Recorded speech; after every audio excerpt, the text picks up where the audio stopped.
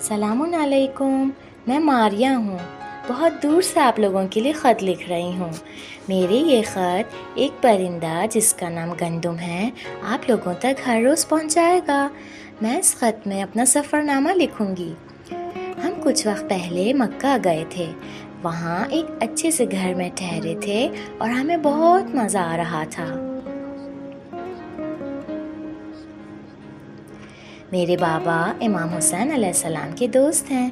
एक दिन आए और कहा हमें मक्के से निकलना होगा। मेरी अम्मी बहुत उदास हुई और कहा हमारा तो अभी तक हज मुकम्मल नहीं हुआ। बाबा ने कहा इमाम हुसैन अलैहिस्सलाम की जान ख़तरे में है और मुमकिन है कि बुरे लोग उन्हें मक्के में मार दें। इमाम हुसैन ने फरमाया है कि उन्हें ये गवारा नहीं कि खाना काबा का एहतराम ख़त्म हो जाए और यहाँ खून बहे। हमारा काफ़िला कुछ हफ्तों से रास्ते में है। बाबा बता रहे थे कि कूफे के लोगों की तरफ से ढेर सारे ख़त आए हैं और उन्होंने अपने शहर हमें दावत दी है। बाबा कह रहे थे कूफा बहुत प्यारी जगह है, मक्का से भी ज़्यादा प्यारी।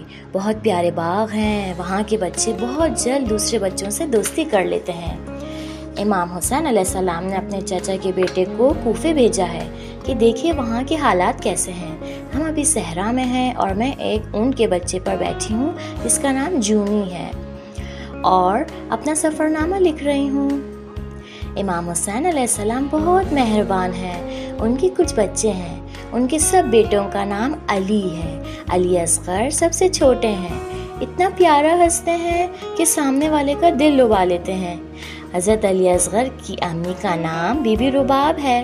वो अपने बेटे से बहुत प्यार करती हैं और हमेशा उसे गोद में लेकर प्यार करती हैं। सकीना इमाम हुसैन अलैहिस्सलाम की बेटी हैं। वो मुझसे थोड़ी सी छोटी है।